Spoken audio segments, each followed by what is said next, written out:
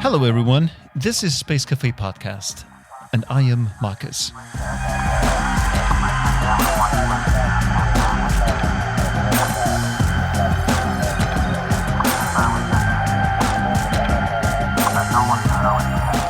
So I just finished watching the latest episode of Black Mirror. For those who are unfamiliar, it's a brilliant series featuring vignettes of individual stories about a not-so-distant future dystopia where humanity's greatest innovations and darkest instincts collide. Personally, I find myself more drawn to the earlier episodes, but hey, who am I to judge?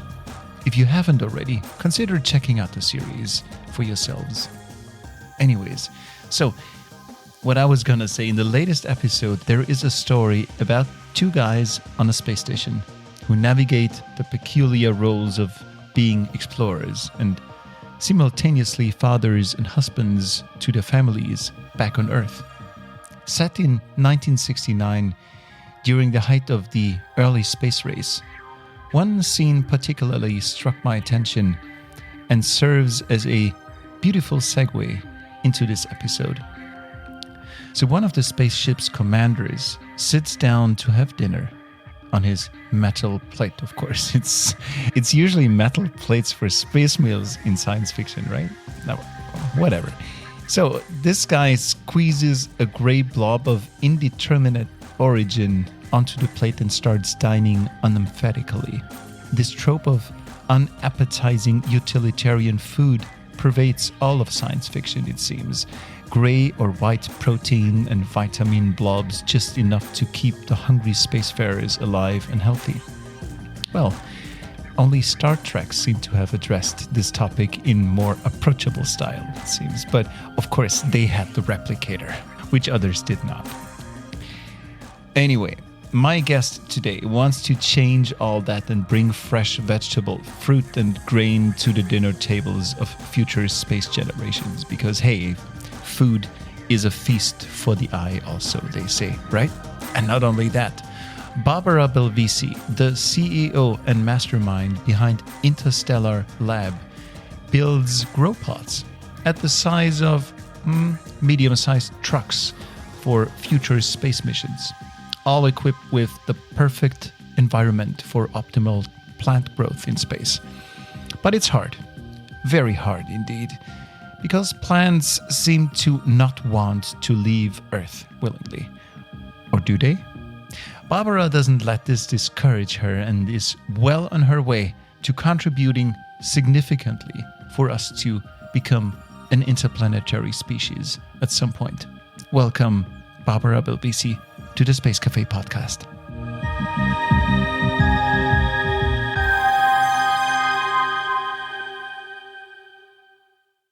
The structures we are developing are, the purpose is to create environments so life can grow. So it's not human-centric, it's life-centric. And we're actually starting with non-human life. We're starting with plants, fungi, and some microorganism. Space is just one location where we deploy our system. We deploy our system on Earth, low Earth orbit, then future moon and everything. So yeah.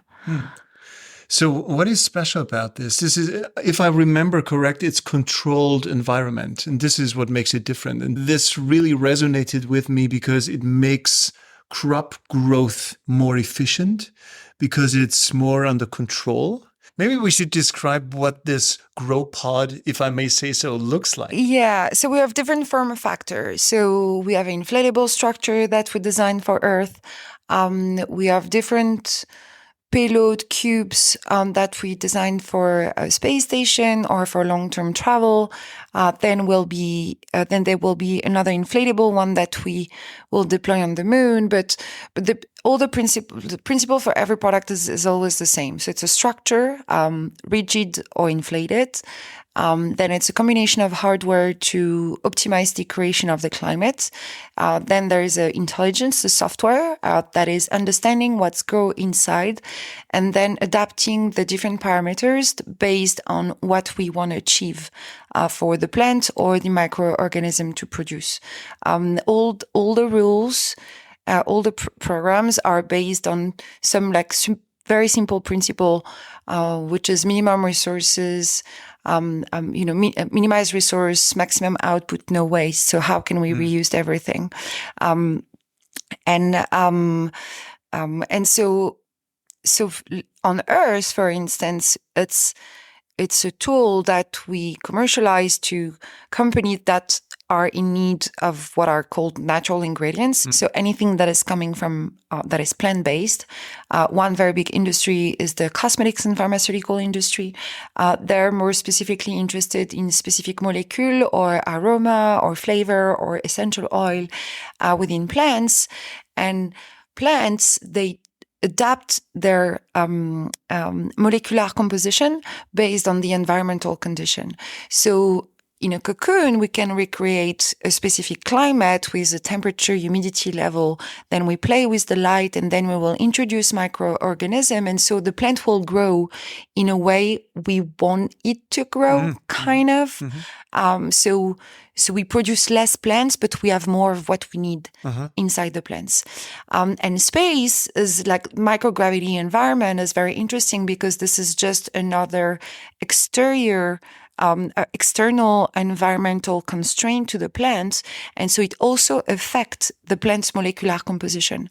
And so it's, yeah. So what's different in space? So in how far?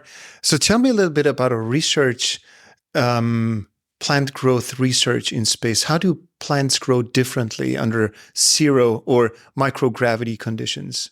Okay, so we don't have our own system yet, but we got approved for a phase. So we want phase 1, phase 2, and for a phase 3 food production system for NASA. So it hasn't flown yet, so we don't have our own data, but based on research done by NASA, they've been growing plants in space for like over 20 years.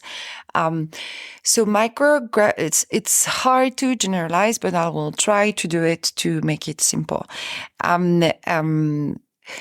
Micro plants on Earth, they grow against gravity. So there is gravity upward. Yes. So they go up, but the roots go down. So there's gravitropism. I like that word. Gravitropism. In space, there is no gravity or very low gravity. So there is no more gravitropism. So to grow, all the plants are looking to lights, like most of them. And so they grow towards light. And then the roots, they kind of like seeking for the nutrient and the water and everything. The hard part about growing plants in space is the water part, because the water will encapsulate the root of the plant by capillarity. So you really need you cannot spray like we do on Earth. You need a medium, like a kind of like a gel or something where you keep the water and the nutrient solution, and it doesn't, the roots can still have access to oxygen. So it's a combination of both that the plant needs. So, but then let's say the plant is up there. Well, it does not have to fight against gravity. So it can use the energy to do other stuff. And so it will grow differently. And grow differently means, what does that mean? Grow different forms, different structures, or we don't know. We don't know. We're studying what's going on. And so based on how plants are growing or developing molecules or developing aroma is a reaction to a trigger. It's been triggered by something, so it develops something to respond. Like the production of citronello molecule within the plant is linked to the fact that plants were attacked by some insects. So to repel them, they started producing this aroma to push the insects away. So as a response to an aggression, it develops that. for another example is that one plant that we've been cultivating on Earth, we have to, it's the roots that we are harvesting, and the roots will produce more of a specific molecule that gives the aroma to the essential oil if there is a type of bacteria that is around. And so you have to put the bacteria, and then the correlation between the bacteria and the roots made that the plant will produce more molecule to protect itself. And this is in this molecule that you find the smell.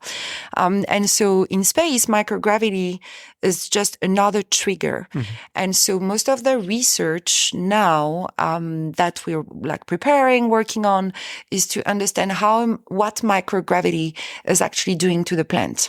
And so is it accelerating the production of this molecule, or is it is it producing more, is it growing more leaves? So this is, and that we don't know. And that's the whole like research roadmap of both NASA and company like us. So how much research has been done so far in that respect? So has there ever been strawberry research on the ISS, for example, or whatever kind of? Yeah, they've been growing a lot of food. They started with a flower. They grow rose, chili pepper, tomato. There is actually a cool publication called NASA Plant Science, where they recap everything that they've been studying. There is a group at NASA GPL that is most specifically studying the production of what is called secondary metabolites. So the so-called molecules that are so much of high value to our customers on Earth. Those molecules, it looks like microgravity will trigger the production of them. And so there's a whole group at NASA GPL that is starting like building this mission and measuring their plant response in their metabolic structure, in their molecular structure, based on microgravity. And your job with Interstellar is to commercialize what is being done by NASA and others on a small scale, or no? No, our job is to build the hardware because there is a need for new modular, easier to use hardware, cheaper. Build the hardware and the software and the interface so we can provide NASA and other companies more research facilities. And so we are a platform where we provide the hardware, we design the mission, and then we analyze the data. And we can do that on Earth as well. So it's really the combination of hardware, AI, software, data, and biological knowledge. A third of the companies of our company are biologists. So when is the first interstellar grow pod being launched into space? That's a good question. So we have the NASA Deep Space Food Challenge Phase 2 that we're among the winners. We're moving to Phase 3. Phase 3 is going to be a year from now. It's still going to be a test on the ground, so on Earth, where this time we will test. I think it's going to be with astronauts and some other jury, but we as a company will not have access to the device, and so they will test as if it was in real condition. That Phase 3 and after Phase 3, I think it's going to be just space grade hardware, so it can fly. That's one. We're working on, with the European Space Agency, we're part of a program called BSGN, and we are working on designing 2 small plant growth chamber with a French university that they want to study the impact of microgravity on the growth of 2 specific plants that they identify could be, they already been developing a very interesting mechanism to grow fruits and more protein-rich fruits, vegetables. I think both fruits actually. The other one we work, and this one might fly like within 3 years, but we're very dependent on the European Space Agency agenda. We have another one which is more confidential with the European Space Agency as well, which is a post-ISS module. So, but we will fly. We're 7 companies working on this. We are taking care of the plant growth chamber. I don't think this will fly within the maybe the 5 coming years. So this is like space agency. It's a little bit slow. NASA is fast, but it's still slow. And so on the other side, we also want to fly as soon as possible. Sure. So we are securing spots with private companies. So I'm not going to announce right now because we're still working on the MOU. But we're securing a spot on travel to the moon in 2026. Some demonstration in low Earth orbit with other private companies as well. So yeah. Would that mean, by going to the moon, would that mean a full growth pod? So not an inflatable one. What we're working on is more like CubeSats, probably 2 attached next to each other. The tricky part, if you leave it on the moon, it has to kind of like survive by itself, but you have very limited space and weight for the first missions. So reduce the battery, so reduce power consumption, so reduce lifespan. So the way we're approaching it, we have passive watering system. Power will go to LED because we need lights. And then you have to be smart for the atmospheric optimization, O2, CO2. And so the work that we've been doing with NASA introducing fungi, insect with plants now makes sense because it's mini Earth, very mini Earth, super, it's like it's not Earth, it's just like, 2 species or maybe 3. And trying to find how they can balance themselves so you don't need a whole tank of oxygen or of CO2.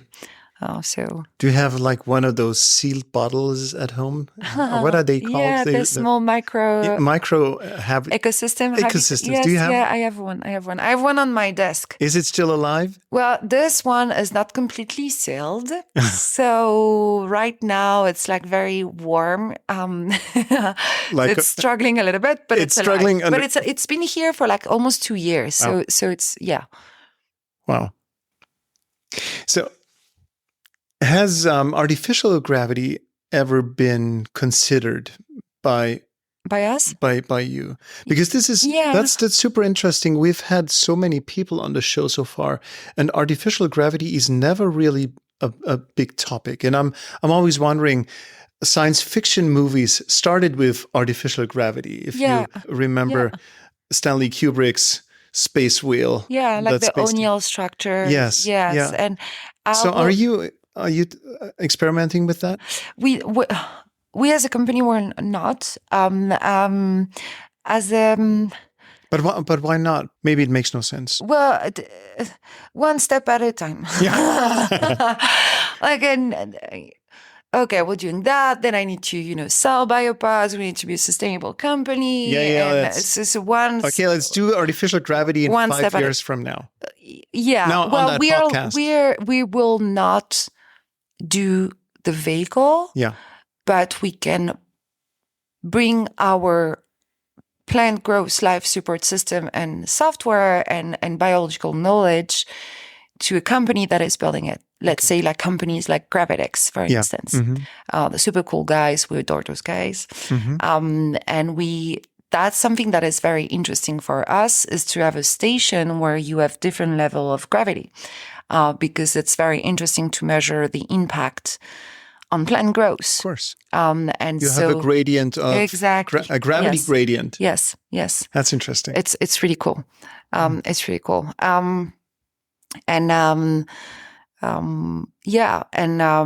But so we can interface with companies doing that. Right now, we absolutely are not equipped to design our own station yet. Yeah. We'll see. But I mean, like, seriously, going to the moon in maybe 2 to 3 years from now, this is a huge goal already. Yeah, it's cool. I'm so excited. I hope you're It's proud gonna of yourself. happen. I'm happy I'm doing what I'm doing. It's hard, but it's really cool. It's really cool. And we have a lot of support from a lot of people. And it's amazing to work on that because you study the earth. I'm very curious. So, and I'm super, you study nature to try to recreate an environment for nature to grow. So is just fascinating. I learned, for instance, recently how plants are reacting to CO2 enriched environments. I don't know if we have time to. No, absolutely. Yeah? Okay. Absolutely. I mean, like, lots of CO2 means lots of food, right? So is there a plant obesity? It's kind of, it's a bit more. So the way the plant's working, so you have kind of a little brain that is called rubisco. And the rubisco will tell the plant what to do. So the plant will do photosynthesis, so absorb the carbon from the CO2 and use it to grow more matter. And it does that through stomachae that looks like a mouth, and they open and close. They open and close on the leaves. On the leaves, yes, underneath. And so they get the CO2, they release the oxygen, they keep the carbon, and they grow. So sure, more CO2 you have, the greener and the larger the plant will be. The only thing is that Rubisco is do the photosynthesis. The other thing that the plant's doing to be rich and full of nutrients is doing nitrogen fixation through the roots. So it takes the nitrogen and then it turns it into protein and different molecules. What's happening right now on Earth is because we move from 220 ppm to 440-ish ppm in few years, like in over the past 50 years. The plants there are overstimulated on the CO2 level. So Rubisco is telling the plant, keep doing the photosynthesis because there is like a lot of CO2, but it's not allocating more time, energy, however you want to call it, to the nitrogen fixation and the roots. So it's focused more on growing, but it's not taking nutrient from the soil. And that plus combined with the perdition of soil on this planet, we are ending up with like very large plants, basically, that are full of nothing except carbon. And so the plants it's approximately 20% less protein inside plants that it used to be in the 50s. So it's a huge drop. So I think one can nicely compare it to humans going to fast food places. You're full of nothing. Yes, exactly. That's exactly how I compared it with the team, because everything is like pattern and you can, and that's what so we had this discussion with the team, and then I was like, well, let's think for 2 seconds. A plant has a life cycle as a human. If we human, we keep on eating the same thing all the time, we become fat. But if I eat and then exercise, then I become muscular. So I was like, what if we do the same with the plants? Meaning we play with the CO2, and then we stop, and then we play with the roots. And so what's going to be the formula for us to make sure the plant is growing tall and strong, but also full of good stuff. And so that's my new stuff. I've been thinking about this thing for like three weeks. I'm like a very annoying CEO who's going to his plant team and be like, what if we do this and that? And if we go to space, we're going to add, well, whatever. But so that's fascinating because, and we're studying all of that, of course, for Earth application, but also thinking about space. Like, how do you recreate the environment so the plant will grow? So all this knowledge about life, I think, is the most valuable part in what we're doing, because and eventually in the future we'll make it like accessible to anyone. Absolutely. Thanks for sharing this. This is really fascinating. If you go to the moon, would regolith be meaningful for plant growth? Would you be able to grow potatoes on the moon? Well, there's a group of NASA scientists that recently have been growing plants out of regolith, not really? Not simulant regolith, but like real regolith from the moon, and they successfully did it. So it's doable. We'll start with the non-soil based environment. It's easier for us. Then we'll collaborate with other companies and other group of people that are working on using regolith. But the approach for us is to start without the soil. Yeah. Nice. Great. You were mentioning your employees, your colleagues. Do you think they are happy when you come to the office with a new idea? And how often do you do that? Do you go? Well, like it's every day, but it's not changing the course of the main projects. Yes, it's always the same. It's just like, wait, there is a way here. We can find something that will help us better understand life, so we can optimize our hardware and software. So I'm trying to teach them also how to always, question what has already been established. Status quo. Yes, always. It's very important. It's not because it's not because the literature said so, that we will not discover something. So I'm always trying to be like, why are you making a statement of this? You have no idea. And so, and then kind of like challenging this, and then going back to, as deep as we can go. Roots. And then, exactly. So this is what Elon calls first principles thinking? First principle thinking. Yeah. So it seems like to do that. It makes sense to go back to the roots, literally. Literally. Yeah, literally. It would make a nice T-shirt.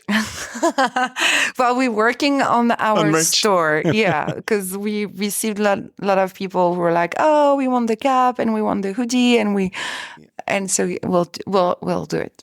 Nice. All right. So, the moon, space, orbit, microgravity. Let's go back to Earth, because this is another main and major part for your products. Yeah. So you mentioned the cosmetics industry. Yeah. They're interested in your work. In our last show, you also mentioned that this could be of interest to urban areas to grow food on a more efficient basis. Yeah. How has this evolved so far? Well, we had a very big focus on cosmetics and natural ingredients companies. So when we started the discussion with them almost a year ago, this is how we discovered, we went deep dive into why are they interested in buying our solution. Mm-hmm. And this is how we figured like all this thing around.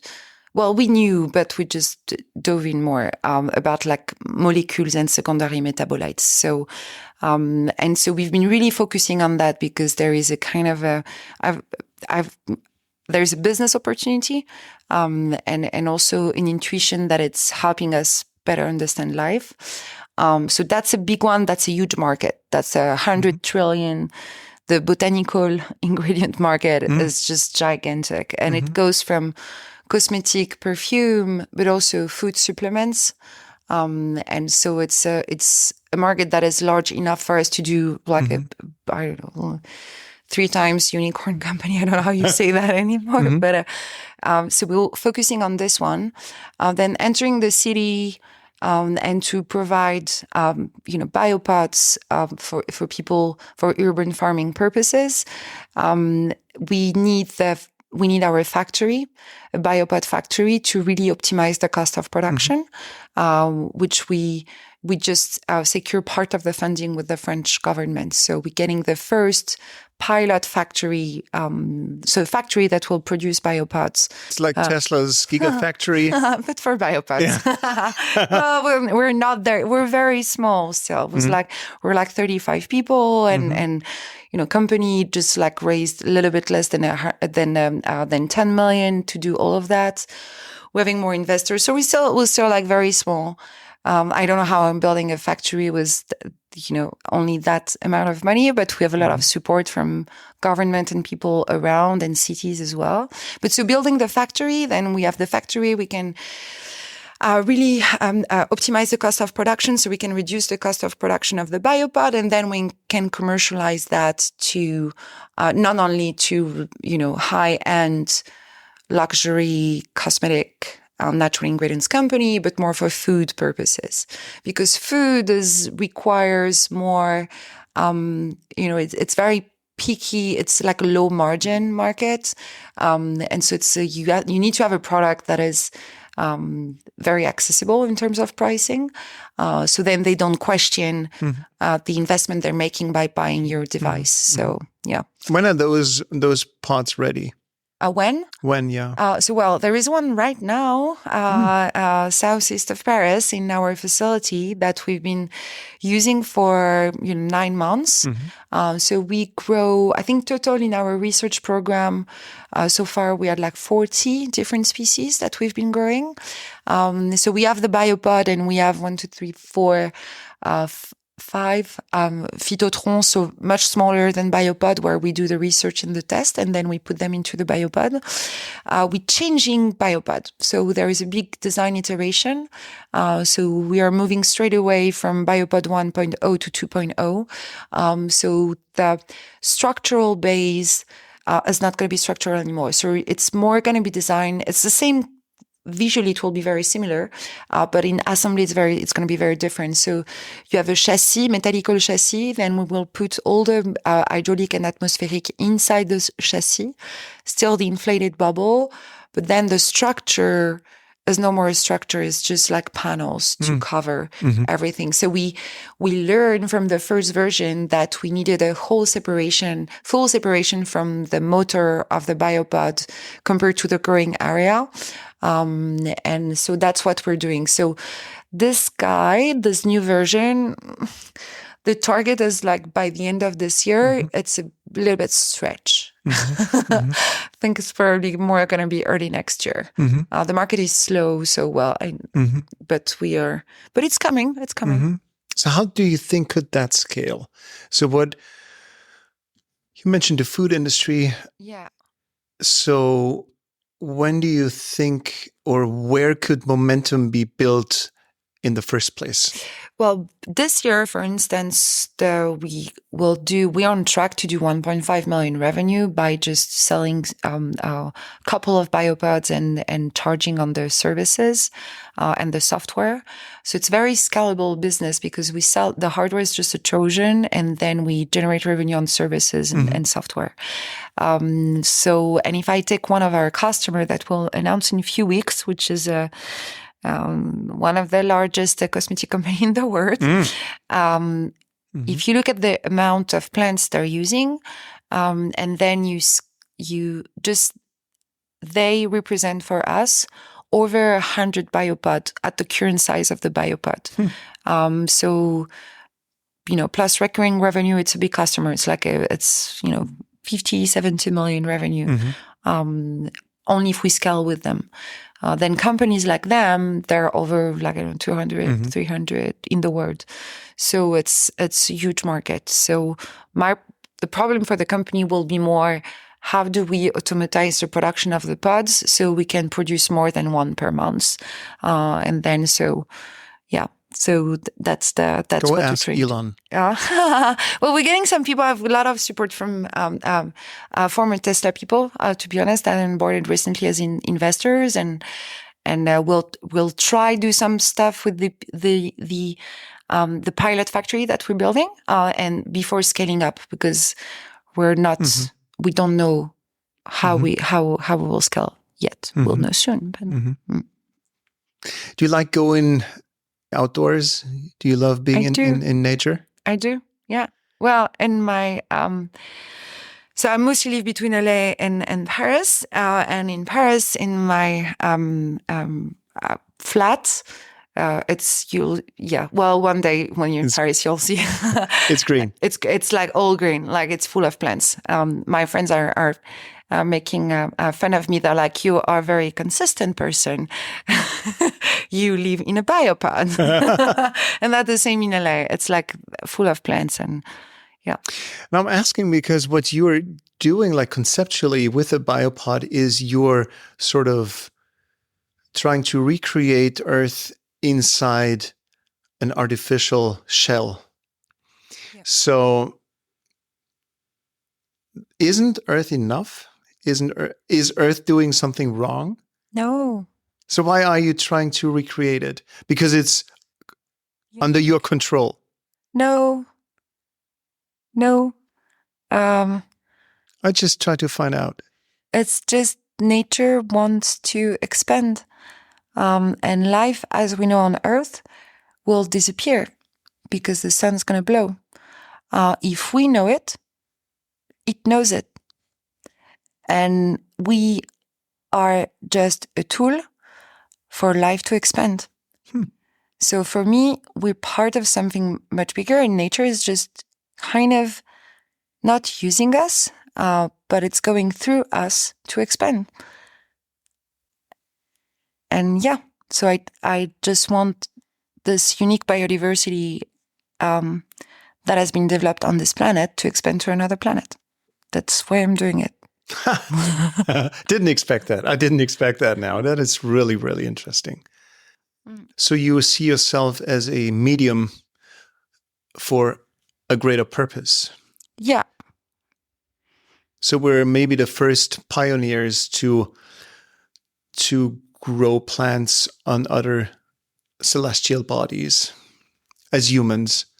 Yeah. Do you think that we're the first ones, or is someone else doing it at the moment somewhere else? Okay. Well, I can be serious. Not serious, but I think we live in a multi-dimension world. And there are definitely other planets in civilization. Some we might not see because we're not in the same dimension. But part of the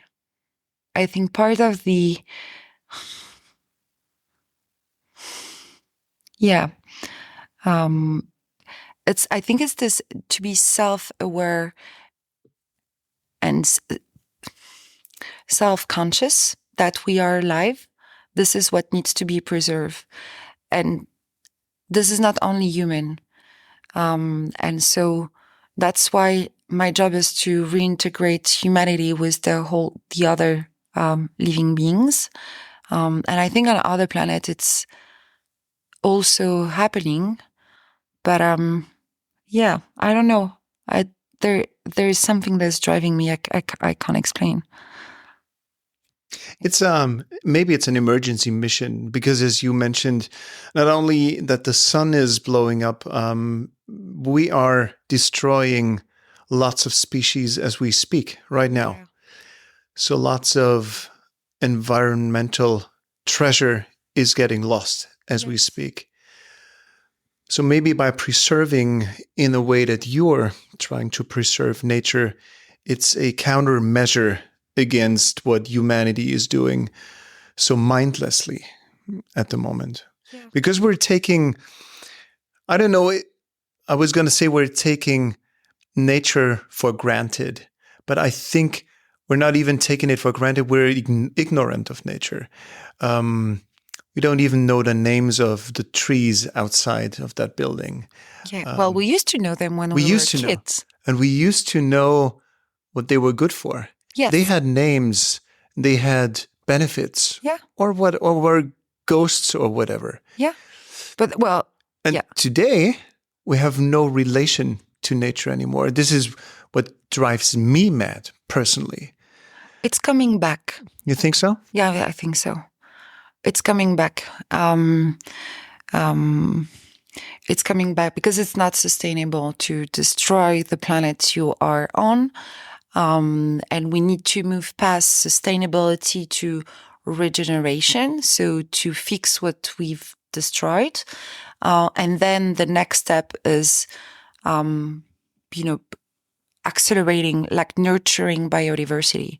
So we can help the biospheres generate more life. And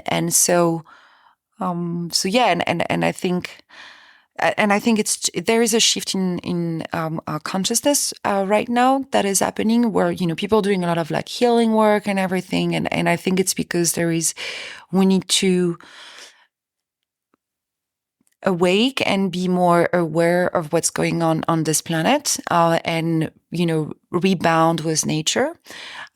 Space can help us, and it's helping us. It's helping us because we look at Earth from a different perspective. Exactly, and so we realize the overview effect and all of that. But also because space forces us to design technologies and tools, minimum resource, maximum output, no waste, like those kind of like principle that are really needed on Earth right now. So I think but I think also the only path for our civilization to survive is to move towards, better integration with our environment and nature, because, there are some stories about we coming from Mars, or we coming from Venus, or there were like ancient civilization there. And because they didn't pay enough attention to their environments, they basically destroyed the planet they were living in. And in search for a new planet, they arrived on Earth. Well, we don't want that to happen again. It's kind of where, it was even though it's just a story, there is always something true about a story, or something that will resonate within us. And for me, that's it. That's like, okay, we're going to become multi-planetary because life expands, but it's not going to be at the cost of a planet. So we have to preserve this one, and eventually, bring a little bit of this life with us there. I'm very hopeful. Like this time, I think it's going to work. Are you sensing that something is shifting in the mindset of people in your bubble? Because I don't know about my bubble. I'm very passionate about all things nature.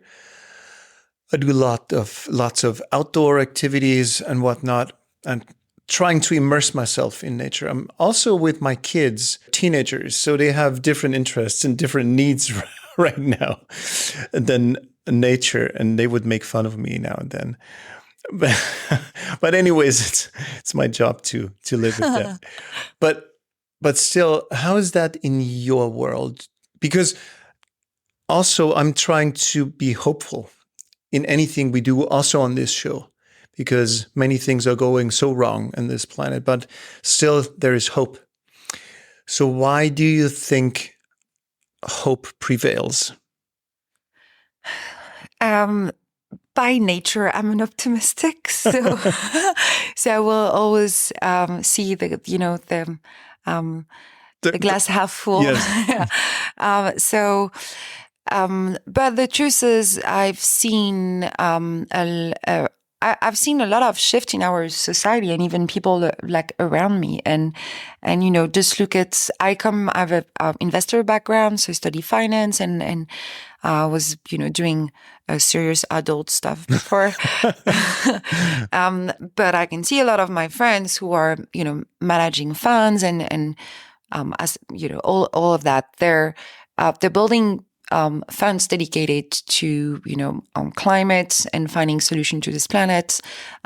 We have more often discussion about consciousness, preserving life, how we become more close to nature. So it's a global. I think it's a global phenomenon, and with the, I'm gonna with the rise of like yoga and being vegan and like more influencer going there is good and bad, in those, like when things become too much popular. But the good thing is that it's going towards the right direction.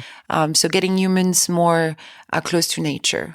A friend of mine called Loïc Lemeur, he used to organize very big tech conferences in the past. And the last conference he organized is about spirituality and how to, it's like mixing spirituality with technology, and that's very new.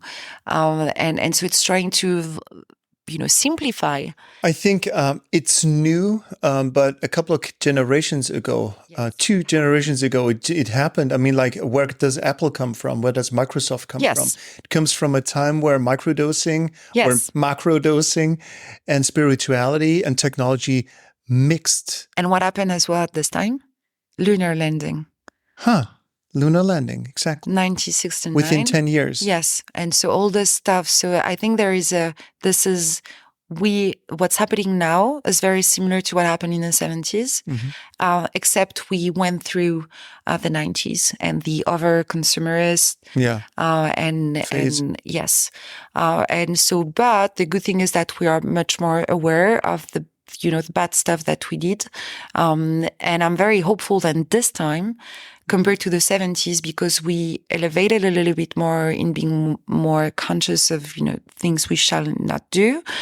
I'm hopeful it will trigger another elevation. You understand where I'm going? It's absolutely. I think it's going to help when we're going to go back to the moon and we'll see again the Earth from space.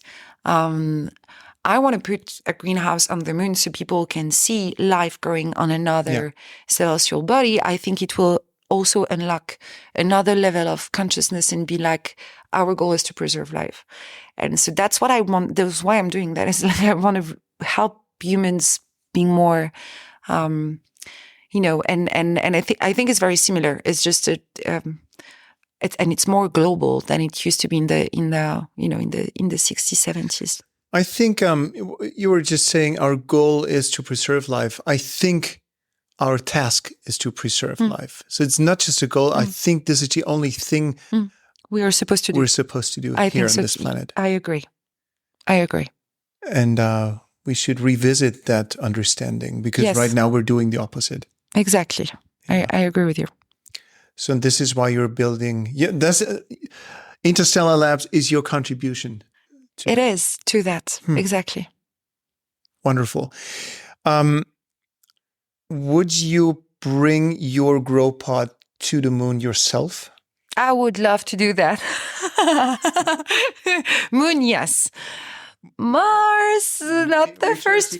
Yeah, exactly. Not the first flight. I wanna leave.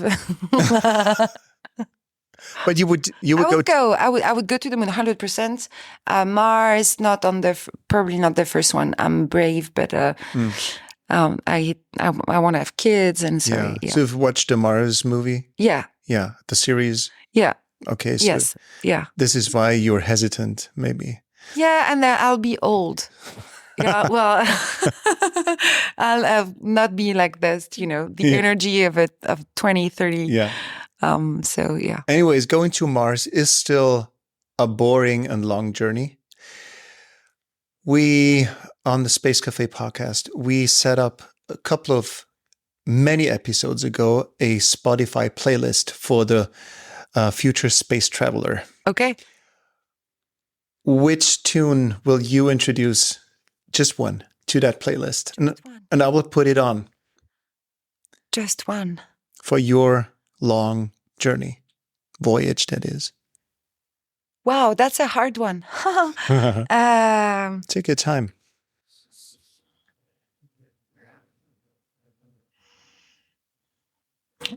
I'm so boring.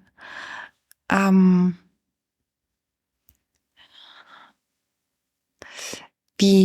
hesitating between two. I'll play the movie, the Interstellar, the Hans Zimmer soundtrack. Yeah. Yeah. By the way, that's a beautiful movie, isn't it? Yeah, it is. Yeah. Okay, so no one has taken that so far, so be it. And I'll put it right after our show. I'll put it on. And the last question, the Space Café podcast as a coffee place. I think I asked that question already last time. Give me a Space Café espresso, an energizing espresso for the mind, for our audiences to be inspired and take away with them after listening to that show. What kind of inspiration would you like to share? We've shared a bunch of inspiration already, so maybe there's a little left. maybe there's a little left. You can pick whatever kind of topic you want to pick.